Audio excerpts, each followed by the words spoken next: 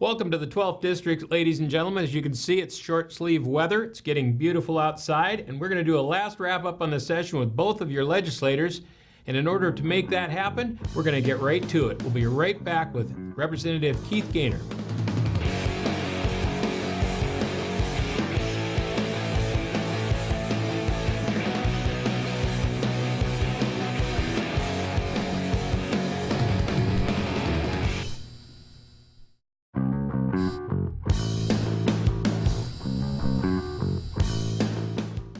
Welcome back to the 12th District. As promised, we told you we'd have our legislators here live and in person. We have one live and in person. We'll have one via Skype shortly. Keith Gaynor, our rookie, our freshman, back from his first session, and fortunately a 105-day session, which is amazing. I haven't seen one of those in years, but you guys got it done, barely, with 2 minutes to go. I guess the first question is, tell us a little bit about your experience and how you feel about that first session in general. Well, it was a very interesting session. I mean, there was so much going on. In an era where we thought we were going to have plenty of revenue, we ended up passing a revenue package that I really felt was unnecessary. But it's the whole process is so much different than what I'd experienced before is in county government. But it was very enlightening. I hesitate to say it was very political, but quite honestly, it was very political. It's one of those things where there are certain personalities that really dictate how things develop, whether it be the legislation, how it comes out of committee, or how it goes to the floor, and then when it goes back and forth from the different chambers. I mean, it's a different process than most people would experience at a local government level, because it's more, there's so many more elements to it as far as getting a piece of legislation enacted. But when you get there, you realize, well, this is how it works. These are the cards you're dealt. Yeah, these are the cards you're dealt, and you try and play them as best you can. I think the key thing there is, when you go to a larger body like the House, it's important to establish relationships and try and understand the people that are on your committee. First of all, those are good places to get started, and then as much as you can, reach across the aisle and try and understand that other perspective, and hopefully that'll help you be more effective too when you're either debating or even just having conversations about why you feel the way you do. If you can understand where the other person is coming from, it is helpful. But it is a long, grueling session. There's no doubt about it.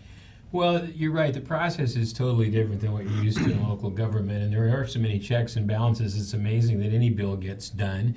Only a few people really control that flow, as you know. Your chairman and the House, the Speaker, of course, controls a lot of that. Were you a little frustrated with this pace and the amount of time it takes to get these things moving?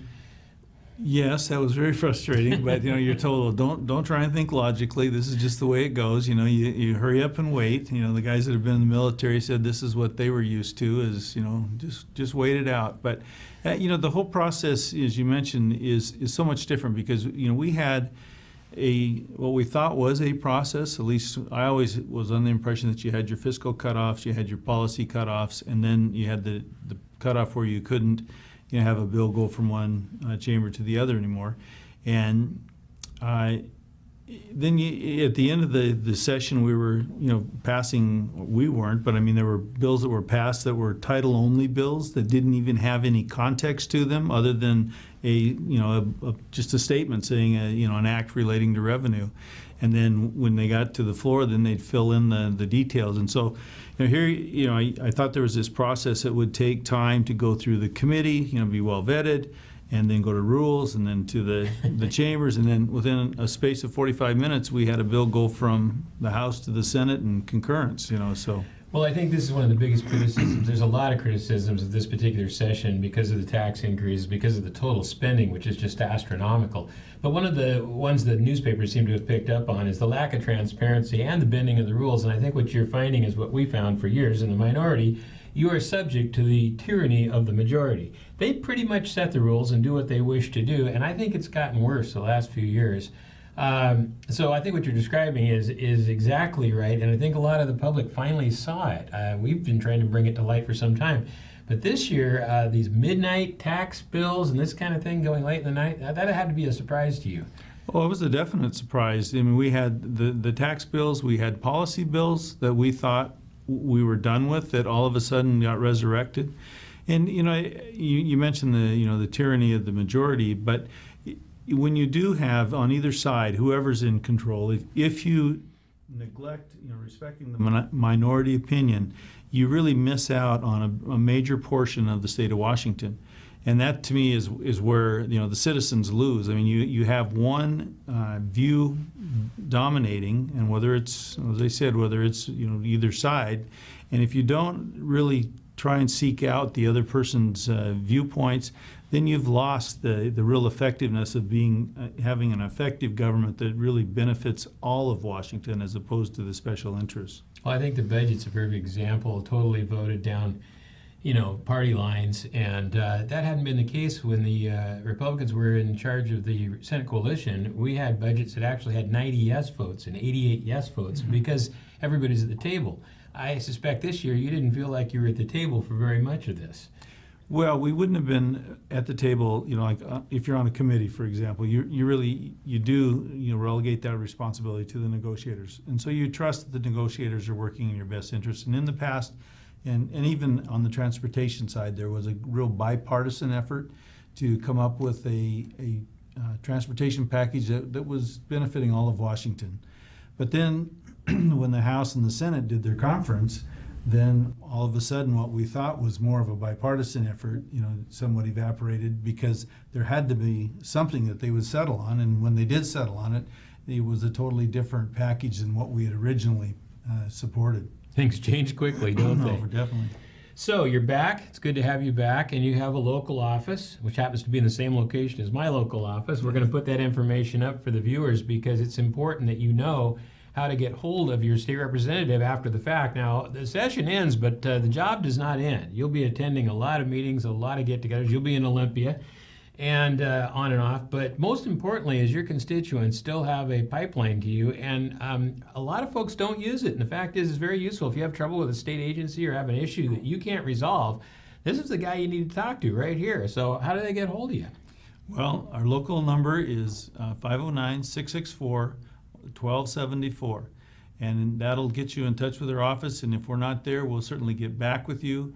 And as Carrie's mentioned, I mean, that is critical for us to be hearing about issues now rather than waiting until session starts. And we had a lot of people come through the office during session, and those are, reacting to bills that are already dropped. And sometimes it's much better for us to have more information going into the session, going into any dialogue, really, as much information you can gather from the people that will be impacted or that have interests that they're concerned about, that they want to see us as legislators deal with. Now's the time for us to have that conversation. We're not, under a time pressure. We can actually really think things through and come up with a piece of legislation, if that's what's necessary, that will really be most beneficial. I found that some of the best legislation we ever saw came from the front lines, comes from the people right here. So they'll be able to do that. Last but not least, a short session will creep up on you faster than you think. Just about the time you get here, it'll come around again. But you had some luck in removing one bill. There's another one that it's close to both of us that didn't get done. But tell me about the bill you did pass. Well, we did get the one bill passed, and it was a bill that was a result of something that happened in Clark County, where the county treasurer, sold a piece of property. The people felt like it should have had more opportunities to be developed, and really what the bill actually says, that when you buy a piece of property from the county in a tax foreclosure, it's as is. There are no implied, there's nothing implied with it that you can do. It's just you buy it, you have to do your own due diligence. And I know that Clark County was very grateful, as were the county treasurers throughout the state. I think folks there were really happy to have somebody from county government to help them through this. Well, we're running out of time. I guess the bill we didn't get was the gas sticker bill, but the good news is there's no increase in gas tax, at least now. That could come back next year, but right now it's the same. So those stickers are still accurate, but I hope you keep stroking for that. That was a major breakthrough to have those gas stickers on the pumps. Last words before we go? Well, I appreciate the opportunity to represent the citizens of the 12th District. It really is an honor. And it's an awesome responsibility, because when you go over there, they're really, you really do, at least I am, really taking this as there's so much burden, I guess, in some respects, because there's 140,000 people that are relying on you to make good judgment calls for them. So, I welcome your input, and once again, I just thank you for the opportunity to be of service to the 12th District. All right, there you have it. Keith, thanks for being with us today. We're going to take a quick break and come back and talk to our other legislator, Mike Steele from the House. We'll see what his viewpoint is. But I'll tell you, from my perspective, both of you did a fantastic job this year. That was a rough session, and I think you came through it well. So thank you for your work. Thank you. We'll be right back with the 12th District.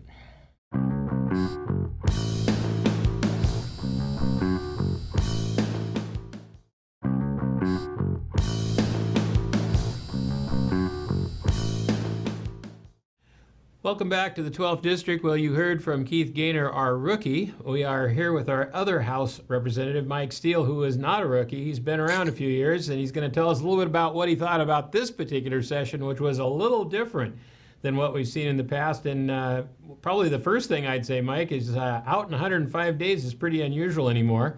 But I guess that's what happens when the majority runs a show. Yeah, well, I can tell you, though, it was touch and go. We didn't know until about 11:35 p.m., the night of sine die, of whether or not we would make it out on time. So, yes, they were in the majority, but the two chambers were really struggling to get that budget done. But they knew they needed to get out on time. Well, I think there has been a lot of criticism of this session in terms of the budget, the spending, the taxation. But again, the one that seems to be reverberating through most of the editorials is this midnight tax votes and these title-only bills, and frankly, just the lack of transparency, particularly in the last few days, and really kind of the changing of the rules. And Keith mentioned that as well, that he thought there was a set of rules, and suddenly everything changes in the last few days. How did you feel about that? I felt very strongly about that as well. I think, the challenge we had was we were trying to negotiate in good faith, and they were calling emergency committee meetings to pass bills out of committee so that we could move them to the floor, within the same set of almost 2 hours, which doesn't, for me, my frustration was that doesn't give the public any time to see these bills, to comment on these bills, to review these bills, and provide any kind of constructive feedback that we can use in our negotiations. Well, it doesn't give you a lot of time to look at them either, because sometimes they're amended, they're changed, they can be amended again on the floor, and particularly the budget, that thing got dropped on your desk, and I don't know how many pages it was huge, and you had literally a couple hours to probably review it. Well, so it was 900 pages, and I think we did have 2 hours to really get through it and try to see what we could do. And interestingly, when the budget came back around, they did the budget through a conference. And as you're familiar with, Carrie, that doing that through that process doesn't allow us, the minority party, to amend it in any form or any fashion. We just had an up or down vote on the budget, and we had no ability to change that budget in any form or fashion. So it was just whether or not we liked what they wrote, and if we did, even if we had enough time to see it, first of all. Well, that's the thing that was just startling to me, is a 900-page budget that you only have a few hours to look at. Your staff doesn't even have time. A lot of times we rely on the staff just to give you an overview. They didn't even have time to do the overview. You really couldn't tell everything that was in that thing until after the fact. No, and in fact, some of the things, it surprised even some of our colleagues on the other side of the aisle. I think Carrie, that I was heavily involved in negotiations for the environmental justice bill, that we'd really tried hard to negotiate with the other side, and we put a package together and put a bill together that we thought was going to, that did run out of the House. Well, when the budget came out, those folks that had negotiated with us from the D side of the aisle were surprised to learn that their language had been not included at all, and they just included the original language in the Senate, and in fact had to write a letter that all four of us signed, asking the governor to veto that section of the budget. So, I mean, their own folks didn't even have a chance to see what was in there. All right, so other than the non-transparency and the changing of rules and all that, can you tell me how you felt about, was there some high points, was there some good things that came out of this session? I mean, the capital budget looks okay. What else did you feel was a positive side? We did some, I personally was really pleased to see a couple of my bills pass. One of them in particular was around career and technical education and equivalencies, allowing students some more flexibility in their pathways to graduation, utilizing CTE as curriculum satisfaction. That was a really great bill to see the governor sign and pass into law. I was happy to do all the work that I did on the capital budget this year. Really excited to see projects all over the 12th legislative district, including a brand new library in Winthrop. That we finished, work that you'd been doing, Carrie, on the Twist Town Hall. We finally finished that final phase. Glad to see that happen. And of course, the big project in Wenatchee, the Wenatchee Landing sewer extension, was a really good thing to see come to fruition. Yeah, I think that capital budget was much better than I anticipated based on your comments early on, because the Senate and House were a long ways apart, but congratulations on a great negotiation and some great results. Transportation package was pretty mild, no gas taxes, no carbon taxes. Did that surprise you? It really did surprise me because all we'd been hearing from Senator Hobbs, the chair of the Senate Transportation Committee, was a proposal for a $17.3 billion package that the House, when we passed our version of the transportation budget, had no new revenues. So I think it really kind of put Senator Hobbs in a box to go from no new revenues and a $9 billion package to adding all these revenues and a $17.3 billion package. It was really, I think, interesting place for him to be. Well, the transportation budget is not without taxes, because on the other side, they raised the MATCA tax. Now, that one slid underneath most people's radar screen, but that's a wholesale tax on the barrel of oil, which affects more than fuel, but it will have an increase or effect on fuel prices, I would assume. Yeah, we're still trying to anticipate exactly what that cost will be, but yes, you're right. It's a volumetric tax on a barrel, and it's pretty staggering. It was one of those things that, $500 million in new revenue generated new taxes. So pretty interesting. And that was a very last minute inclusion. Well, the things that most people don't understand about it is, oh gosh, it's a clean water fund. That's really a great idea, and maybe that's worth doing. The fact is that fund has been swept into the general budget so many times, there wasn't any money left to clean any water. So I think that's really the backstory on that one for sure.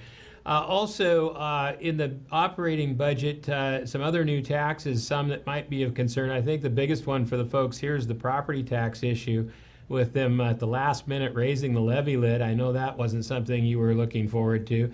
And also letting the $240 per thousand expire and go back to $270. So we really have kind of a double property tax increase coming at us, potentially. Now, some of it has to be voted on. How did you feel about that in the end? Well, my struggle with that, Carrie, is we really are taking away a lot of the flexibility from our taxpayers, because as you recall, one of the solutions we came up with in the McCleary fix was to do with the levy swap, right? So the state people forget about this part, but we basically said, you don't have a choice, voters. We're going to increase the state's portion of property tax, and you're just going to have to live with it, and we're going to cap yours. Now what we've done is we've maintained the state's portion at that higher level and said there's no more levy lid, so you can go out and increase your levies to the point of a maximum of $2,500 per pupil, and that can vary in dollar amounts across this state, and it really creates, again, inequity across the state, because it doesn't take hardly anything for the schools in Seattle to raise that $2,500 per thousand. Or $2,500 per pupil, rather. They just turn a little knob and increase their levy dollars a few cents, and they've got that met. Whereas places in our district, you can go up to $5 or $6 per thousand and still struggle to get to that minimum per pupil. So it's an inequitable system. One of the reasons you saw me offer my amendment for using extraordinary income is a one-time deal to backfill any schools that may have been less resourced in the transition. Keep in mind, we haven't even fully implemented the McCleary fix yet. It takes full effect this next school year. So we went out and fixed a system we haven't even seen entirely rolled out yet. Well, I can tell you there is still districts that are saying they're way in the hole. They're laying people off. They're cutting budgets. The question we start out at the very beginning of the session is, where did our $9 billion go? And did you ever figure that out? Because it seems to me that it isn't apparent where it went. I know that the teachers got some significant raises in that bubble last year, but gosh, I just can't imagine why so many districts are crying the blues with $9 billion additional dollars in funding.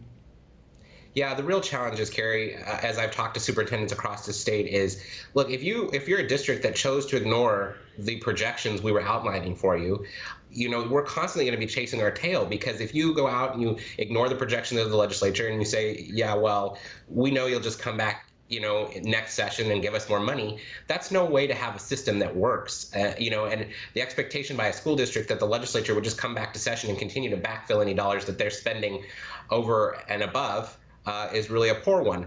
I would have the conversation all day long if you want to talk to me about changing up some of the categorical funding, if you want more flexibility in some of the funding, but just to keep coming back to the legislature and say more and more and more, it's unsustainable, and eventually, we won't have the capacity to backfill these districts, and people will lose their jobs, and districts will cut programs, and that's not what anybody wants to see. Well, Mike, I think that is the bottom line on this session. When you look at an 17 to 18% increase in the budget, that is an incredible bow wave moving forward. We've got some storm clouds on the horizon potentially, particularly with Boeing right now. That's a big issue. And we know that housing is leveling off. That was supplying a lot of the revenue. You've got to be concerned about the next time around.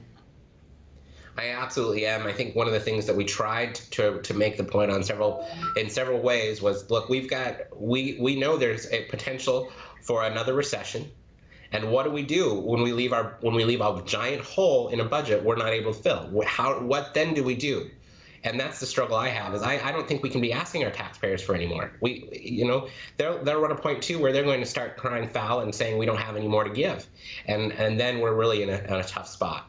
No, that's absolutely for sure.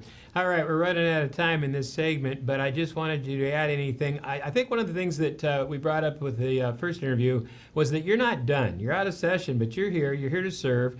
You're willing to meet with people, because most folks don't realize how much of an asset you are to them, especially if they have an issue with a state agency. They should get hold of you. So how do they track you down now in the off season, so to speak? Absolutely. Well, I'm always reachable via email, and you can certainly call my Olympia office anytime, and we can schedule appointments there. The number at the Olympia office is 360-786-7832. My legislative email is mike.steele@leg.wa.gov. All of those things are checked constantly every day when we're out of session even, and I'm happy to come to folks where they are. I'm happy to meet them here in Chelan, where I'm at, or anywhere in the 12th district that we need to connect. And we are here to serve. We are here to work on behalf of the people, and we want to make sure we're helping as many folks as we can. Yeah, the job really never ends. People think when the session's out, you're done. You're far from done. Lots of meetings, lots of get-togethers, and a lot of constituent work to do. Mike, I want to tell you thank you for taking the time to be with us every week. I know at the end it got tough there, but you guys did a fantastic job this year. I've been there a long time, and you're a great team. You work together. I just couldn't be more proud of this team, and I applaud your efforts, even though it was one of the toughest sessions I've seen. I'm kind of glad I wasn't there, to tell you the truth. So, any last words before we go? Well, thank you for the opportunity all through the session to update folks back home. This has been a really valuable medium to be able to talk to folks and to answer questions and to share our thoughts on what the session was shaping up to be. And I really just appreciate everybody that came over to Olympia, everybody that called my office, everybody that emailed, for all the folks that showed up at our town hall when we were back in district. Just really appreciate the engaged citizens of the 12th district, and they really helped us achieve a lot of our goals in this last legislative session. Well, there you have it, Representative Mike Steele. Mike, we will check back in with you in a few months. You need a little breather here, so go do what you do. I know Lake Chelan's on fire, thanks to your efforts.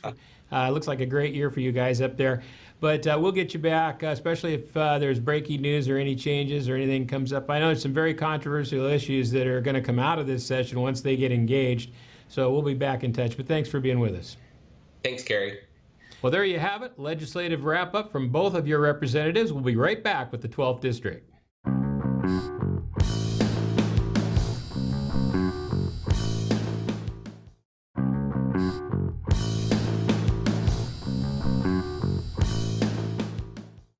All right, we're back, but just for a moment. Those interviews went a little long, so we're going to have to bow out of here. I just want to make one clarification. Lake Chelan is not on fire. Well, at least not on fire in general. They are economically doing very well, and that was my point. I don't want to blame anybody or scare anybody.